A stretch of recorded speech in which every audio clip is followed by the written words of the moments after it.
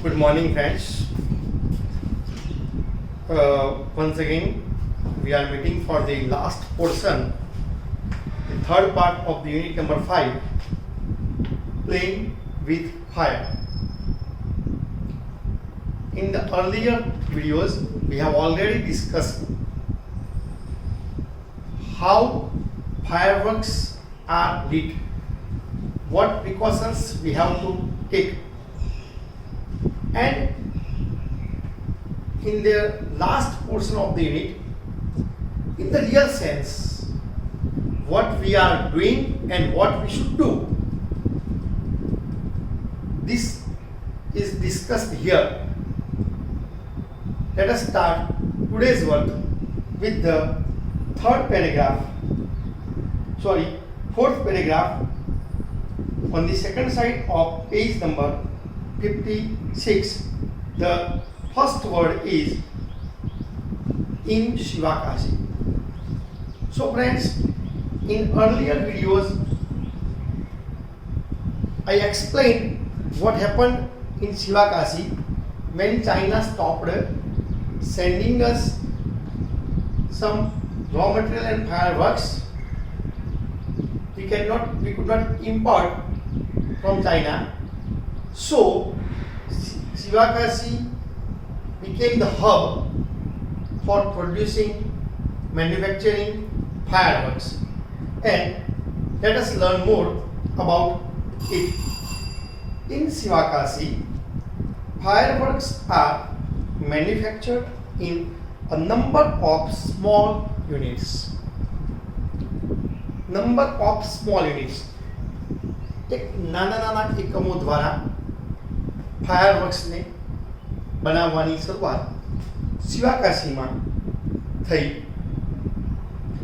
3 months before the festival is the busiest time for these units. નવાઈ લાગશે, આપણે અહીંયા ફટાકડા ફોડીએ છીએ, તમને ખ્યાલ છે કેટલો સમય પહેલા બને છે? દિવાળી આવતાના 3 મહિના પહેલા એનું ઉત્પાદન કાર્ય શરૂ થાય છે. કેમ?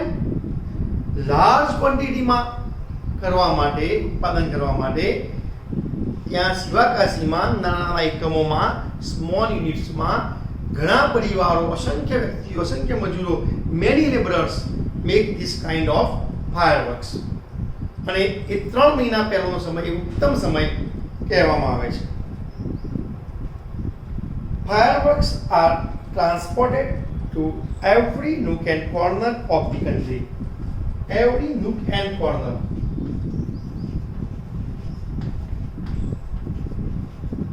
Nook and corner means what? Nook and corner means દરેકે દરેક ખૂણા. આ ફ્રેઝ છે, શબ્દોનો સમૂહ છે, એક શબ્દ નથી આ. Nook and corner, everywhere. It means fireworks are transported everywhere in the country. The working condition of these units are, however, far from satisfactory. This is a very important point. Nowadays, how they work, it is not the real. They should work better than this. અત્યારે જે છે એ far from satisfactory, સંતોષકારક નથી. There are very few testing facilities for quality or uniformity and hardly any safety measures enforced. This is why we hear of accidents in Shivakasi year after year. તમે કદાચ 2 કે 3 દિવસ પહેલાના હમણાં recent સમાચાર સાંભળ્યા હશે તો શિવાકાશીમાં અમુક જગ્યાએ, અમુક ગોડાઉનમાં ફાયરવર્ક્સ વખતે ફટાકડાના મેન્યુફેક્ચરિંગમાં આગ લાગી. આ બનાવ વારે ઘડીએ બનતા હોય કારણ કે we do not observe safety norms. આપણે ટ્રાફિકના અકસ્માત કેમ જોઈએ છીએ? ટ્રાફિકના નિયમોનું પાલન નથી થતું. નિયમોનું સંપૂર્ણ પાલન થાય તો અકસ્માત નિવારી શકાય. એમ ફાયરવર્ક્સમાં પણ કેટલાક નોર્મ્સ બનાવેલા છે, કેટલીક બાબતોનું રિસ્ટ્રિક્શન છે, એનું પૂરેપૂરું સંતોષકારક કાર્ય થતું નથી. માટે ફાયરવર્ક્સ અત્યારે ત્યાં ધડાકા જોવા મળે છે અને એટલા માટે શિવાકાશીમાં વારંવાર આજકાલ તમે જોશો તો આવા યુનિટોની અંદર પૂરેપૂરા નિયમોનું પાલન ન થવાને કારણે આગજનીના બનાવો બને છે.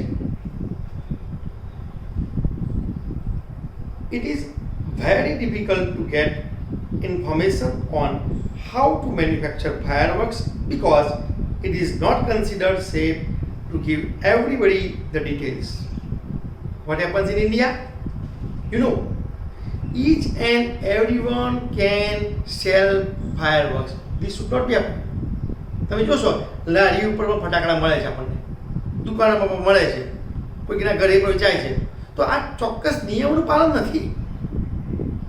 આના રિસ્ટ્રિક્શન માટેના કેટલાક સરકારના નિયમો છે, એનું પાલન થતું જોવા મળતું નથી. અને it is not considered safe. It is very difficult to get information on how to manufacture fireworks because it is not considered safe to give everybody that detail. આ શું કહે છે કે દરેકને ફાયરવર્ક્સ બનાવવાની જે ડિટેલ્સ છે એ મળી જાય છે. ખરેખર મેન્યુફેક્ચર કરવું એટલે એના ચોક્કસ ધારાધોરણોનું પાલન કરવું હોય છે. અને એટલા માટે આવા કિસ્સાઓ, અકસ્માતના કિસ્સાઓ ખાસ બને છે. ખરેખર બધાને આ માહિતી ન હોય. Only a few reliable persons are taught this art. Only a few. A few એ શું છે? A few ગણ્યા ગાંઠ્યા થોડા જરૂરી વ્યક્તિઓને જ આ માહિતી મળવી જોઈએ. In many countries, fireworks are not allowed to be used by individuals. Only community displays, specially organized with the help of experts, are allowed. Community display જ્યારે જાહેર પ્રદર્શન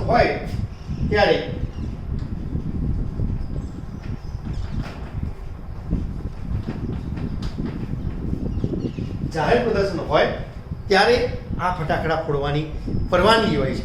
આપણે તો વાર તહેવાર કે અમુક દિવસે પણ વ્યક્તિ પોતે પોતાની રીતે બજારમાંથી ફટાકડા લાવીને ફોડી શકે છે, બધા ફોડે છે. તો આના ઉપર ચોક્કસ નિયંત્રણો હોય છે. ફોરેન કન્ટ્રીમાં કેટલાક નિયંત્રણોને આધીન જ કામ થાય. અને એમાં પણ કહે છે community display specially organized with the help of experts are allowed. જેમાં નિષ્ણાતોની મદદ હોય છે. Expert. Who is called experts? Expert is one who knows everything about something. કોઈક બાબતમાં બધી જ વસ્તુ જાણતા હોય એને એક્સપર્ટ કહીશું આપણે. એવા નિષ્ણાતોની મદદથી આ કામ થતું હોય છે. A great deal, page number 57 જોઈશું. પેજ નંબર 57 પહેલો શબ્દ છે deal. A great deal of care is taken for study at these displays. બહુ મહત્વનું છે. Deal of care. તમે કાળજી રાખો તો જ તમે ફટાકડા ફોડી શકો અને એમાં સફળ થઈ શકો. However, since even children are allowed to play with fireworks in India, it is important to observe certain safety rules. આ બહુ આપણા માટે પણ મહત્વની વાત. બાળકોને ભારતમાં ફટાકડા ફોડવાની પરવાનગી અપાય છે.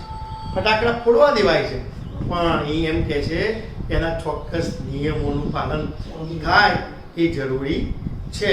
માટે એ વાત આપણે અહીંયા સમજીશું. અને હવેનો જે પેરેગ્રાફ છે એ સીધો તમને સ્પર્શે છે, બધાને સ્પર્શે, મને પણ સ્પર્શે છે અને આપણને સૌને સીધું સ્પર્શે છે. એટલે આને ખૂબ કાળજીથી સમજીશું. આપણા માટે અગત્યની વાત.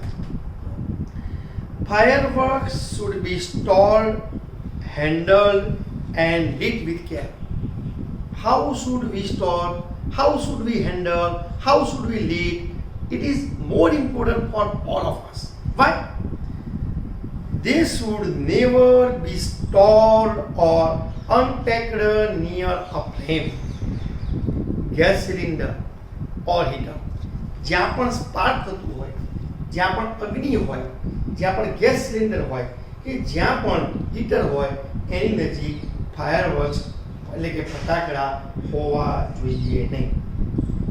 One should never wear long, loose clothes or nylon clothes when lighting crackers. આપણે ઘણી વખતે મોટો સિલ્કનો જબ્બો પહેરી ફટાકડા ફોડવા જઈએ છીએ, નવા નવા કપડાં પહેર્યા હોય અને ફટાકડા ફોડીએ છીએ. લૂઝ ક્લોથ ના ચાલે, નાયલોન ક્લોથ ન ચાલે, સિલ્ક, ટૂંકમાં એવું કોઈ કાપડ ન ચાલે કે જે ફાયર વર્ક્સના કારણે ઝડપથી સળગી જવાનો ભય ન હોય. બીજું, લાંબા લુગડા ન પહેરો, એકદમ શોર્ટ તમારા કપડાં હોવા જોઈએ. જબ્બો લાંબો હોય એ યોગ્ય નથી. કે છે and since the powder in crackers is poisonous, they should never be carried loose in your pocket or your hand. અહીંયા since તો મારે યુઝ કર્યો. since શા માટે વપરાય છે?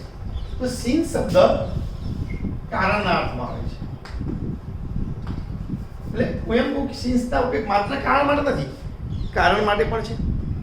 અમુક સમયથી, ચોક્કસ સમયથી, એ સમય ચોક્કસ દર્શાવવા માટે પૂર્ણવર્તમાન કાળમાં અને ચાલુ પૂર્ણવર્તમાન કાળમાં પણ since વપરાય છે. અને જ્યારે since એટલે અમુક સમયથી કહેવું છે પણ કારણના અર્થમાં જ્યારે વપરાય છે તો સ્વાભાવિક રીતે since વાક્યની શરૂઆતમાં આવે છે. since અહીંયા જો કારણ આપો છે કે since the powder in crackers is poisonous. Powder કેવો છે ભાઈ? જે ફટાકડાની અંદર આવે છે ને પાવડર, એ પોઈઝનસ છે અને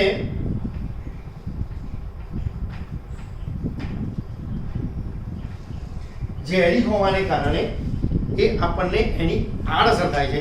ઘણા ખિસ્સામાં ફટાકડા પડે છે, પછી એના જે પાવડર નીકળે છે, જે ઓલરેડી રસાયણ છે અંદર, એને એ સીધો ચામડીને સ્પર્શ કરે છે અને એના કારણે ચામડીના રોગ થાય છે. They should never be carried loose in your pocket. છૂટું રાખવું જોઈએ નહીં ફટાકડાને તમારા ખિસ્સામાં. ઘણા બાળકોને તે હોય છે ખિસ્સામાં ફટાકડા પડી દે, હાથમાં અગરબત્તી પેટાવી દે, નીકળી જાય ફટાકડા ફોડતા ફોડતા ફોડતા, અને એ જે પોઈઝનસ પાવડર સીધો પગની કપડામાંથી ચામડીને અસર કરે છે. એટલે આ થવું જોઈએ નહીં.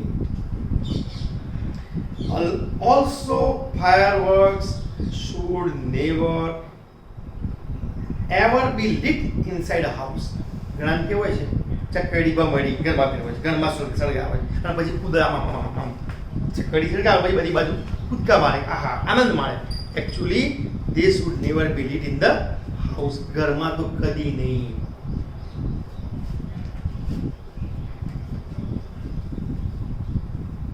Never bend over a firework when you are lighting it and never use fireworks to frighten people. ઘણા તે હોય છે, ઘણા શું કરે છે, ફટાકડો આમ સળગાવવા જાય ને આમ નીચે નમે આમ, એનું મોં ફટાકડાની ઉપર જ રાખે છે. અને તમે વિચારો એ ફટાકડો જેવો બ્લાસ્ટ થાય છે સીધો જ મોં, આંખ આ બધું દાઝી જાય છે. એ કેમ? પણ નમીને કદી ક્યારે આમ હાથ દૂર રાખીને ફટાકડો. તો આ વાત પણ તમારે ધ્યાનમાં રાખવાની છે કે ફટાકડો દૂરથી જ ફોડવો જોઈએ. આગળ કહે છે ટુ ફ્રાઇટન પીપલ. ઘણા કેવું હોય છે ફટાકડો આખો લઈને આમ બીજાને બીવડાવે, ડરાવે છે, આમાં આમ સળગાવે. લોકોને ડરાવવા માટે પણ ઘણા બાળકો આવું કરતા હોય છે કે ફટાકડો હું આમ ફોડી શકું. ઘણા બહાદુરી બતાવવા માટે કોઠી આમ સળગાવે, હાથમાં પકડી રાખે અને એ કોઠી કદાચ કેટલીક વખતે બ્લાસ્ટ પણ થાય. આફ્ટર ઓલ ફાયરવર્ક્સ, ફાયરવર્ક એ હાથમાં ને હાથમાં બ્લાસ્ટ થાય તો હાથની શું દશા થાય છે? ઘરમાં બ્લાસ્ટ થાય તો ઘરની આપણે નજીક હોય શું દશા થાય? આ બધી બાબત આપણે ધ્યાનમાં રાખવી જોઈએ કે ફટાકડો કોઈને ડરાવવા માટે હોતો નથી, એટલે એ રીતે થવું જોઈએ નહીં. ઇફ નજીકમાં છીએ આપણે પૂર્ણતા તરફ. If in spite of being careful you do get a burn, go to a doctor instead of applying oil or ointment. આ એક અંગત સલાહ. ઘણા તાત્કાલિક અમુક સારવાર એવી કરે છે કે જે પ્રાથમિક સારવાર કરી દે, પણ ઓઇલ કે ઓઇન્ટમેન્ટ લગાવવાની તમને સ્પષ્ટ ના પાડવામાં આવે છે. અહીંયા you have to go to doctor. હા, ઠંડુ પાણીની ઇફેક્ટ હોય છે એના પર, જેથી અંદરના ચામડીના કોષો બચી જતા હોય, પણ ડૉક્ટરની સલાહ તો અનિવાર્ય છે જ. માટે માત્ર ઘરગથ્થુ ઉપચાર ન કરતા ડૉક્ટર પાસે અવશ્ય જવું. એટલે આટલી કાળજી રાખવા છતાં જો આવું બને તો અવશ્ય તમારે ડૉક્ટર પાસે જવું જોઈએ.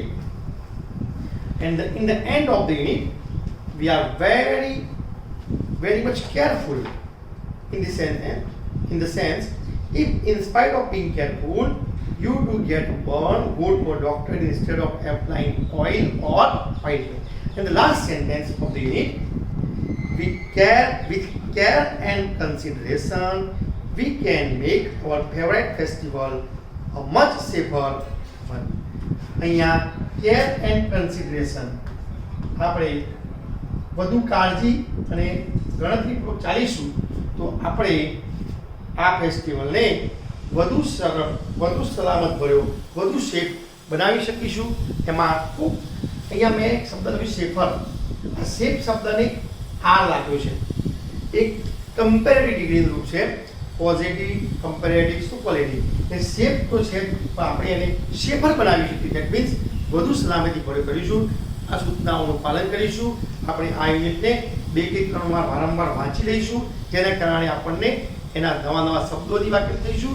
ટૂંકા પ્રશ્નોના જવાબ પણ આપણે આવડે અને શોર્ટકટ પણ આપણે લખી શકીએ. તો દરેકે આ પાઠની અંદર આવેલી ગ્લોસરી તમારી ઇંગ્લિશ ઇન્ટુ ઇંગ્લિશ તમારે પાઠમાં ઉતારી દેવાની છે અને એની નીચે રહેલી એક્સરસાઇઝ જે છે, પ્રેક્ટિસ છે ચોપડીની અંદર, એની સ્પેસ આપેલી છે, જગ્યા છોડેલી છે, ત્યાં તમારે પૂરી દેવાનું છે. અને જ્યાં પણ ખ્યાલ ન આવે ત્યાં ફોન દ્વારા કે રૂબરૂ કોન્ટેક્ટ કરતો ફોનથી વધારે તમે પૂછી શકો છો. એના માટે રૂબરૂ આવવું જરૂરી નથી. હા, કોઈ વસ્તુ એવી લાગશે કે નથી ફાવી, તમને રૂબરૂમાં પણ બોલાવીને સમજાવીશું. તો આ સ્વાધ્યાય કાર્ય દરેકે પૂર્ણ કરી દેવાનું રહેશે. Okay, bye. મળીશું નવા યુનિટમાં નવા વિડીયો સાથે. જય શ્રી કૃષ્ણ. આવજો.